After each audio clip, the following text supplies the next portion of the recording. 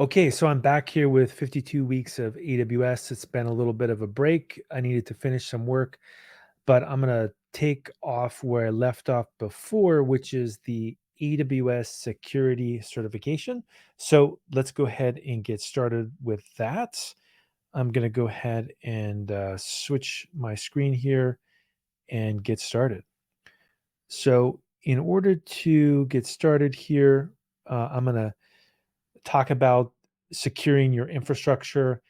And really, the idea here with securing your infrastructure is that you want to make sure that you're including all of the things that are important that are often missed. And well, let's go in and dive into the details here. So, first step here, we're going to talk about securing your infrastructure. And by the end of the module, you're going to be able to do the following things here: define the components of a virtual private cloud, also recognize account boundaries, and also describe Amazon Web Services that are available to protect your network and also the resources. So that's the agenda. And in terms of the overview here, you can see using a VPC, security groups, ACLs, using load balancers, etc. All right, so the first scenario here that AWS likes to bring up here is the concept of a bank business scenario. Always a good one to talk about for security. So the first thing that we're going to dive into here is a scenario. Let's say that we have somebody meeting with somebody else at the bank, and they realize that there are some security concerns that go beyond just the traditional, let's say, user access and management. And one of the things that is being discussed is an AWS migration. So what would need to be done? That's really the agenda here that's going to get talked about.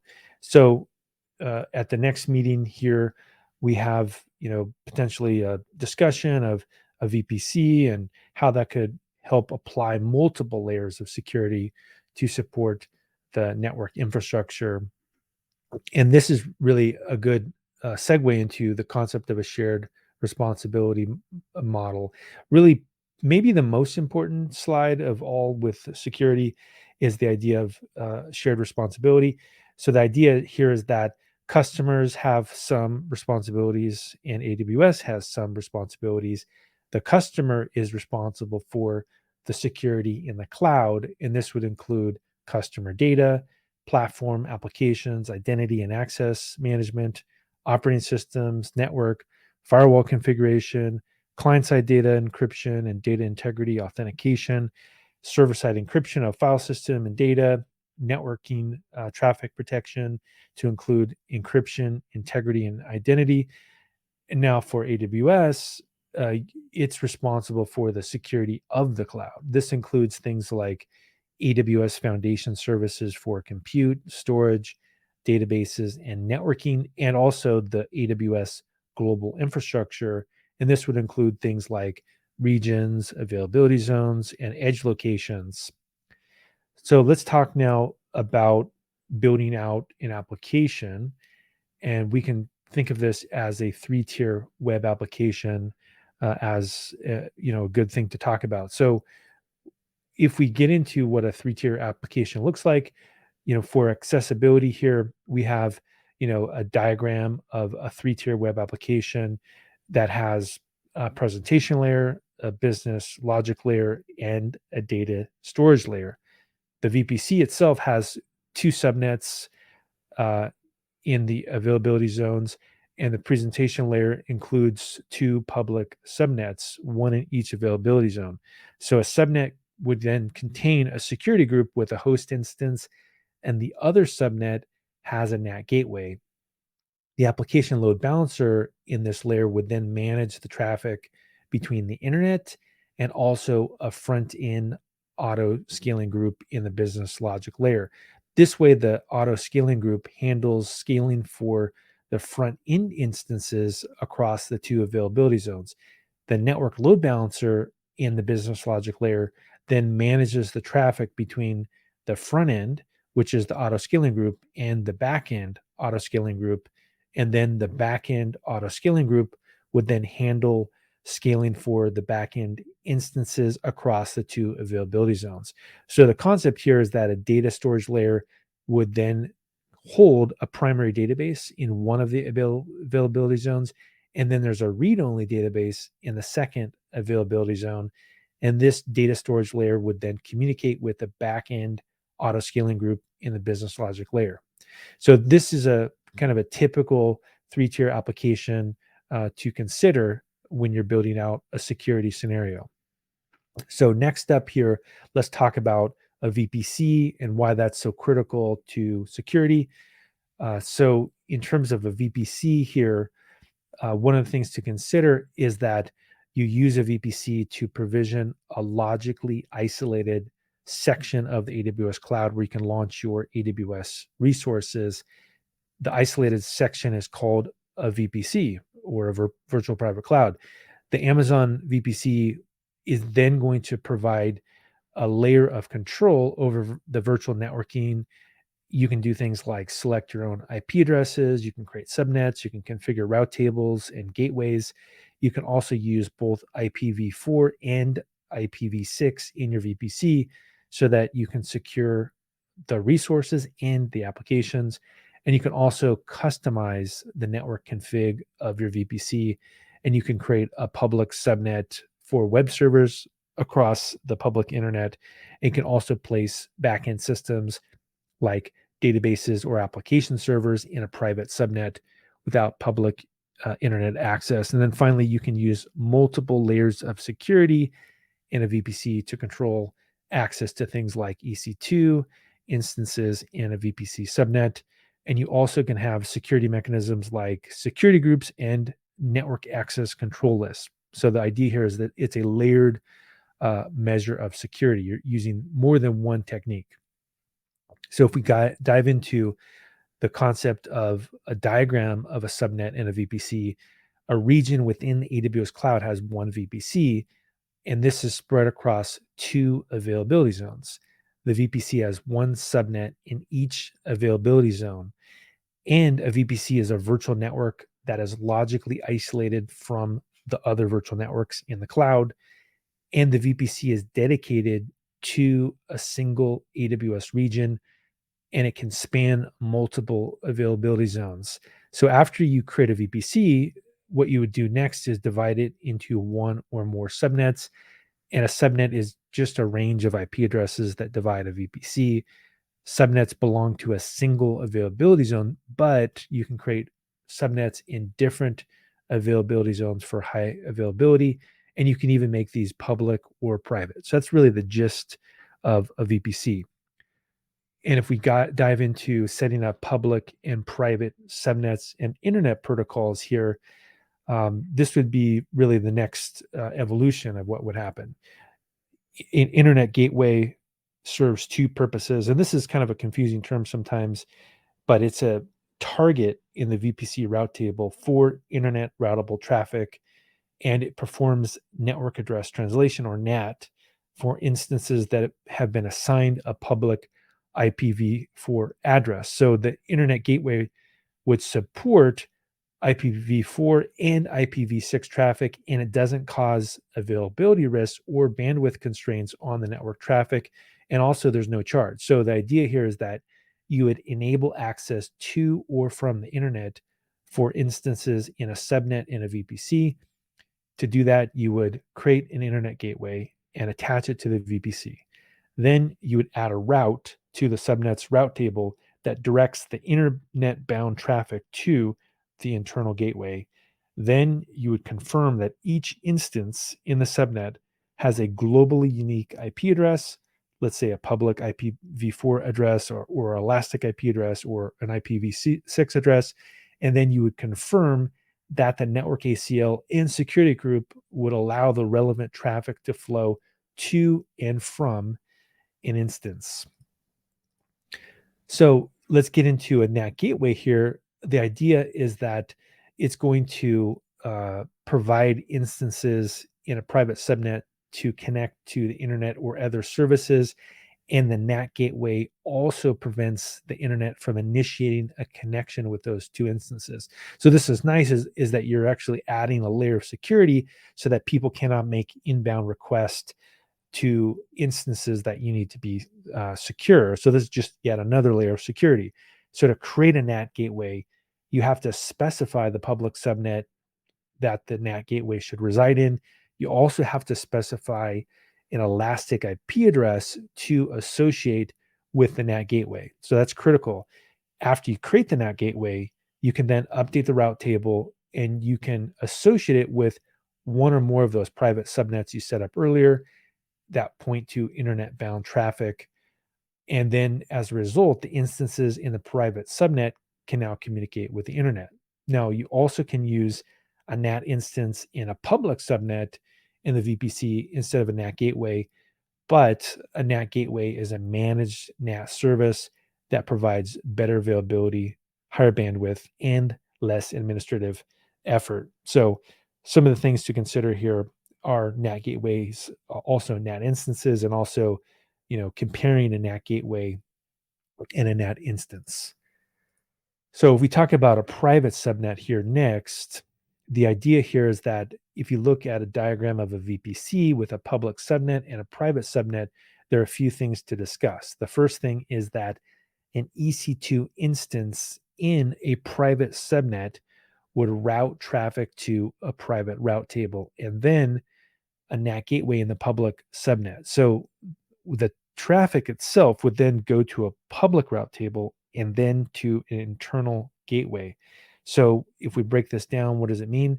All subnets consist of a contiguous range of IP addresses. So these addresses are not overlapping with other subnets in the VPC. The interfaces are also attached to EC2 instances in a private subnet, and they're not reachable from the outside. Also, if you're using AWS managed NAT gateways, EC2 instances can make outbound requests such as patching, and the response from the external resource would be allowed back in. Also, private subnets are often used to host database instances. So, the reason for this is that you don't need to access a database through the public internet. Like, there's no good reason to give somebody, let's say, direct SQL access to a database. Also, a NAT gateway must have an elastic IP address that is assigned to it. Now, if we get into a public subnet, things are a little bit different. In terms of a diagram with a public subnet from a VPC, the traffic from an EC2 instance in the subnet would go to a public route table and then to the internet gateway. And a few things to consider are when an external traffic needs to reach the interface, let's say it's an EC2 instance, the interface would require the following: a public IP address that's assigned to the EC2 instance and the subnet's route table that must include an entry to the interface. Once you have both of these, then the subnet is going to be considered a public subnet. So if we get into IP addressing here next, one of the things to consider is that IP addressing enables resources in a VPC to communicate with other resources over the internet. It's a network protocol. So when you reach a VPC, you assign a classless inter-domain routing or CIDR range to it, which is a range of private addresses. And the CIDR block might be as large as 16, which is 2 to the 16th or 65,536 addresses, or it could be tiny, which is a 28, which is 2 to the 4 or 16 addresses. The CIDR block of a subnet can be the same as the block for the VPC that the subnet is in. And this means that a VPC and a subnet are the same size, and the VPC has a single subnet. So, really, to summarize here, the CIDR block of a subnet can be a subset of the CIDR block for the VPC, and the structure supports the definition of multiple subnets. If you create more than one subnet in a VPC, the CIDR range of the subnet would not overlap. So you cannot have duplicate IP addresses in the same VPC, which makes sense to me. Now, in terms of reserved addresses, if you create a subnet it is going to require its own CIDR block. And so for each CIDR block you specify, AWS is going to reserve 5 IP addresses within that block, and you cannot use these 5 addresses. AWS reserves these because of the following reasons. 1, network address. 2, VPC local router. This is internal communication.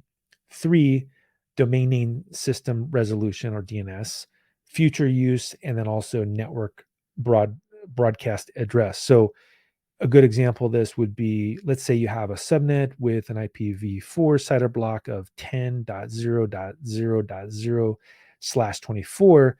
This is 256 total addresses. The subnet has 256 IP addresses, but again, if we subtract those 4, there's only 251 available because, or sorry, 5, there's 5 reserved for AWS. Now let's get into a public address here real quick. So the idea here is that, when you create this public address here, the VPC is going to get a private address automatically, and you can also request a public IP address be assigned when you create the instance if you modify the subnet's auto-assigned public IP address property, and the public IP address will then let you, let's say, SSH into the machine. The public addresses, though, are dynamic. So if you stop an instance or start it, etc., you're going to get a new IP address. So if you do need to communicate with this public IP address, again, let's say for SSH or FTP server or something like that, you would have to use an elastic IP address rather than just blindly, assigning it a public address, because it's going to be disassociated as soon as you stop the instance. So that's kind of a big one that trips people up initially with AWS. Now, in terms of elastic addresses here, an elastic IP address is a static public IP address that's designed for dynamic cloud computing, and you can associate an elastic IP address with any instance or network interface for a VPC in an account. And an elastic IP address, you can mask the failure of an instance or software by rapidly removing the address to another instance in the account. So that's one option. Or maybe a better approach would be you can specify the elastic IP address in DNS. That way, the domain name would always be automatically associated. I think this is a better technique. So if your instance doesn't have a public IPv4 address, you can associate an elastic address with your instance to enable communication with the internet. Let's say you want to connect to it from your local laptop. The IP address that's elastic is static, and it's not going to change over time. And it also comes from Amazon's pool of IPv4 addresses, or from even a custom address as well. There is a charge with it, though, so that's something to be aware of. And also, when you use an elastic IP address, it's important consideration for, let's say, a long-term project, because if you're constantly having to worry about IP addresses, it's just really annoying to have to deal with that. So let's talk about an elastic network interface next year. The idea here is that an elastic network interface is a virtual network that you can attach or you can detach from an instance in a VPC. The network interface would then allow you to reattach it to another instance. So why would you want to do this? Well, if you move a network interface from one instance to another, then all that traffic would automatically redirect, which is pretty handy. Let's say you're upgrading the size of the EC2 instance. You don't want to have to reconfigure everything. You can just reassociate it. And each of the instances in the VPC has a default network interface. We'll call this the primary network interface. And this can be assigned a private IPv4 address from the VPC range. You cannot detach a private network interface from an instance. You can create and attach an additional network interface, though, to any instance in the VPC. And the number of network interfaces you can attach, though, varies widely. So you need to look at the specifications for the machine type. There are some circumstances, though, where you could have 2 network interfaces on an EC2 instance, and maybe you would do this for forensics, right? Where you could associate the network interface to a forensic instance, and then you could start looking at what's happening across, that machine because there was a security breach, etc.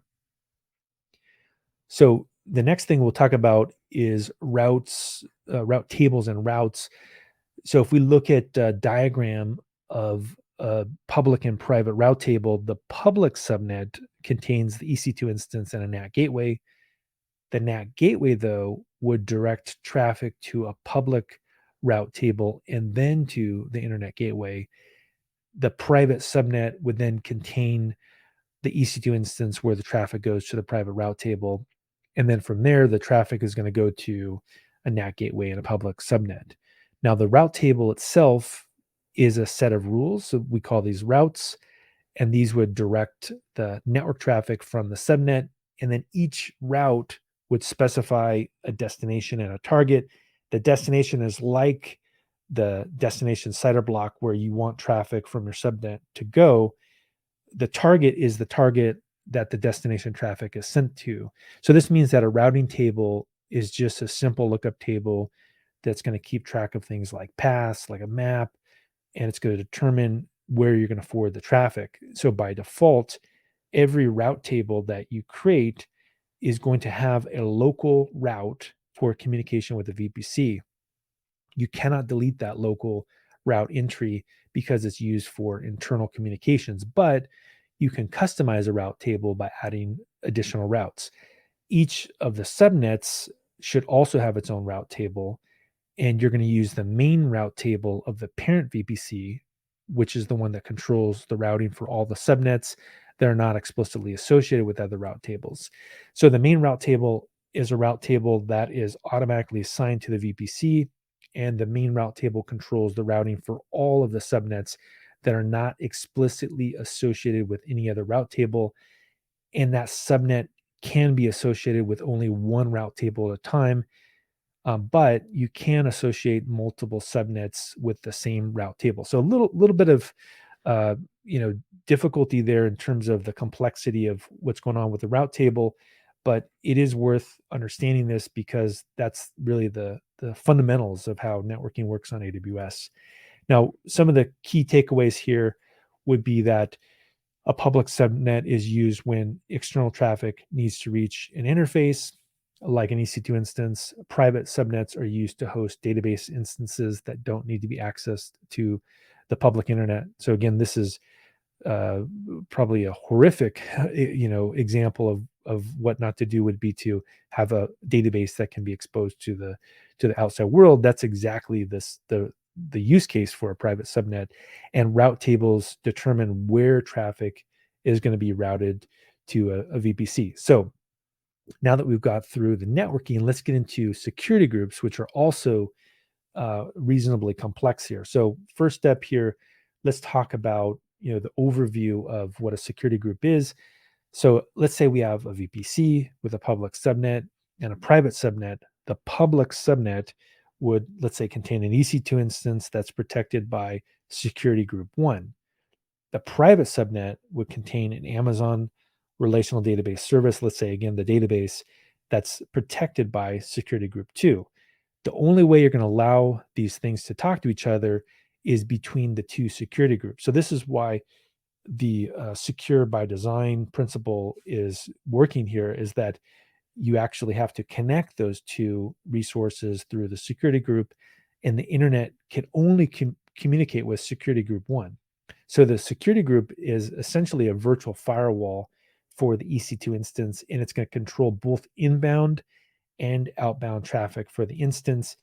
And the security group would act at the instance level, not the subnet level.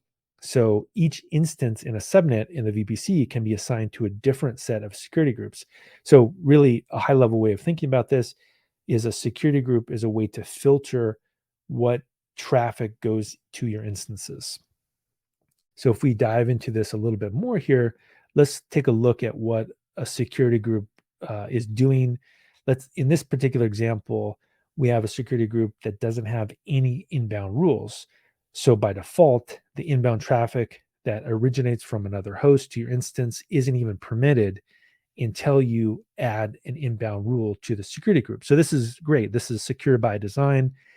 And the default nature is that a security group would contain an outbound rule. So you can at least make a connection to the outbound world, but you can even remove this because you can add an outbound rule that can allow, specify, certain rules. So if your security group doesn't have any outbound rules, then outbound traffic that originates from your instance isn't allowed. And there's some use cases for this as well, depending on what kind of problems you're solving. The security groups are stateful, and this means that the state information is kept even after a request is processed. So what this means is that, let's say you send a request from your instance to uh, the response traffic for the request, and you're allowing it to flow through regardless of the inbound security rules. Then the responses that are allowed to flow out are going to go regardless of the outbound rules. So this means that all rules are evaluated before a decision is made to allow traffic. And then the tables on this particular slide indicate that the inbound traffic is allowed from any network interface that's assigned to the same security group, and then all outbound traffic is allowed. So there's a lot of complexity as well with security groups, but the main idea here is, again, it's for filtering traffic to instances. So the key takeaways here are that a security group is essentially a virtual firewall that controls inbound and outbound traffic. The security groups are stateful, and this means that the information is kept even after a request is processed, and the rules are actually evaluated before a decision is made to allow traffic, which is a very, very secure setup. Now let's dive into next here using network ACLs. So yet another layer of security to add on top. So if we talk about a diagram here, this one shows how they work. Let's say a VPC has a public subnet and a private subnet, so similar to what was shown earlier. And the subnet would contain an EC2 instance. A network ACL in each subnet controls traffic to and from instances. So this is yet another way to do kind of similar things. The network access control list, or ACL, is an optional layer of security for the VPC, and it acts as a firewall to control the traffic in and out of one or more subnets. And then you can add another layer of security to your VPC. You can set up the network ACLs with rules that are similar to the security groups. So this would be having essentially a redundant layer of security beyond just the firewall, is you can also have a network layer of security. And so I guess the idea here is that you're going to be uh, more resilient in case there was an accidental problem with one layer of your security, which is a good design. And each of the subnets in the VPC must be associated with a network ACL. If you don't explicitly associate a subnet with a network ACL, the automatic behavior is that it's going to be associated with a default network ACL. You can associate a network ACL with multiple subnets, but a subnet can be associated with only one network ACL at a time. And when you associate a network ACL with a subnet, the previous association is actually removed. So let's talk about a diagram here as well. So a network ACL has a separate inbound and outbound rule, and each rule is either allow or deny traffic, and the network ACLs are stateless. So this means that responses to inbound traffic are going to be subject to rules for outbound traffic and vice versa. And the VPC is automatically going to come with a modifiable default network ACL. So by default, everything goes, right? It's inbound and outbound IPv4 traffic. And if you have IPv6, that would be set up as well. And you can see in this particular diagram that a default network ACL for VPC supports IPv4 only. You can create a custom network ACL and associate it with a subnet. And by default, each custom network ACL would deny all inbound and outbound traffic until you add the rules. And these rules are evaluated in a number order before a decision is made to allow traffic. So the network ACL is going to include a rule whose rule number is an asterisk. And this rule ensures that if a packet doesn't match any other rule, it's then denied, and you can't modify or remove this rule. So that's also an important thing to consider. That's an optional but advanced form of security. So if we look at how this compares, in terms of security groups and network ACLs, because there's some similarity and confusion, often between these two things, is that a security group acts at the instance level, let's say a database or an EC2 instance or interface level, but the network ACL acts at the subnet level. And the security group allows rules only, but network ACLs allow support both allow and deny rules. And security groups are stateful, but network ACLs are stateless. And then security groups are set up so that the rules are evaluated before the decision is made to allow traffic. For network ACLs, rules are evaluated in a number order before the decision is made to allow traffic. So let's talk about some features of a VPC here. So that's the main container, right? So we have the holding mechanism for both of these is a VPC. And so an EC2 instance is surrounded by lots of layers of security. That's the best way to think about it. The closest layer to the instance is the security group. If you peel the onion back a little bit, the next layer of security is the ACL. The outside and the farthest layer is the subnet routing.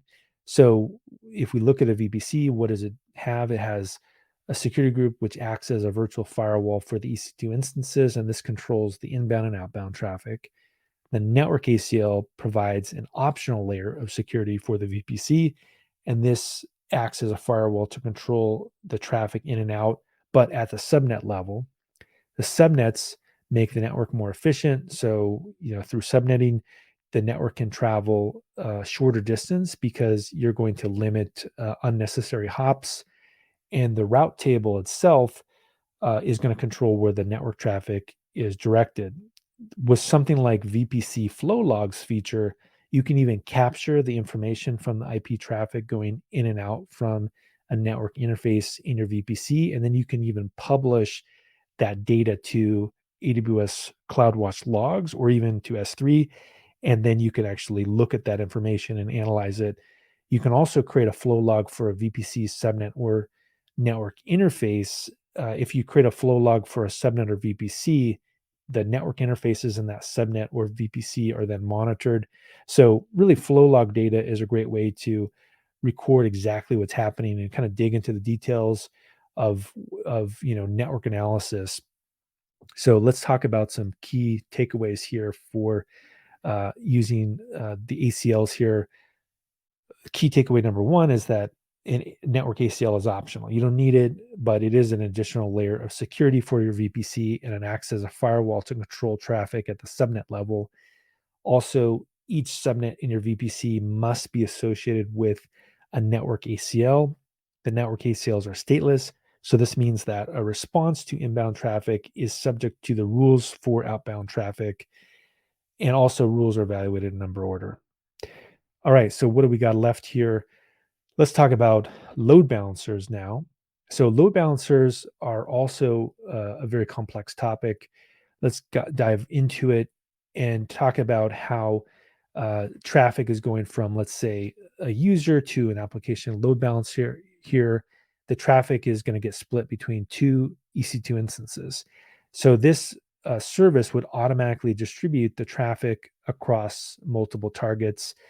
The targets could be an EC2 instance, it could be a container, it could be an IP address. So that's something you would configure. And the listener is a process that checks for connection requests.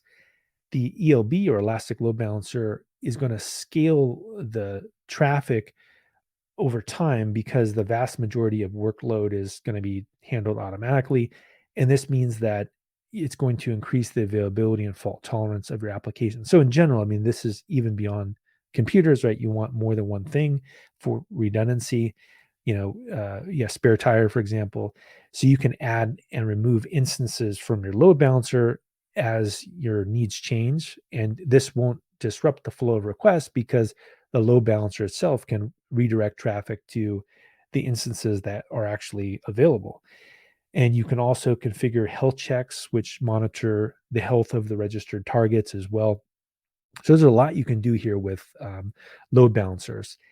Now, if we get into data protection with an ELB, the main idea here is that you have a single point of contact. So a load balancer would serve as this contact. Also, the load balancer can secure HTTPS communication. So you're getting encryption by default. And really what this means is you're getting encryption both at rest and at transit. So if we talk about how these would work in action here, the internet traffic is going to go to the gateway, to the availability zone, to the load balancer, and then it's going to serve secure traffic to a private subnet. Really, that's the high level overview. So if we talk about this from a key takeaway perspective, an ELB is going to distribute the traffic across multiple targets like instances, containers, IP addresses, or even Lambda functions. And the ELB can handle a wide variety of application traffic in a single availability zone or even across multiple availability zones. And you can add and remove things as needed without disrupting your application. So it's a pretty big feature here. So let's go ahead and wrap things up here. If we talk about securing your infrastructure, I think the big thing to consider is that a load balancer and VPC works together. And a VPC, as we talked about, has all these subcomponents and these sub layers of security. So the main takeaway is that to protect your network, you want to control the traffic at all of the layers. You want to use things like inspection. You also want to use threat intelligence and anomaly detection. And in general, you want to limit the workload to the internet. You want nothing exposed that should be internal, and the internal network is only going to be communicating with resources that you've carefully designed here. If we also talk about the compute resources, there's some things to consider as well. There's something called Amazon Inspector. And what this does is it runs automated security assessments on EC2 instances. So this is another, great tool to improve the security. We also have some concepts here like automated tasks, for example, regular monitoring of the resources, and even you can integrate this into a DevOps type workflow as well. There's also AWS Systems Manager, and what this does is it gives you the visibility and control over the infrastructure, and you can collect things like a system inventory, operating system patches, et cetera. So this is important because if somebody manually changed one machine, you can look at the inventory and say, hey, why is this one machine changed, which often can mean that there was a breach of that particular piece of hardware. Now, if we talk about key takeaways here, the inspector is automated security assessment, and it gives you visibility over the infrastructure and even lets you scan for resources that have been compromised. So, in a nutshell, here, that's a pretty deep topic, actually, the network security level, but I think all of it has been covered in a fairly comprehensive way. And thank you for staying tuned here. Next week, I'm going to talk about the next section of network AWS security certification, and see you then.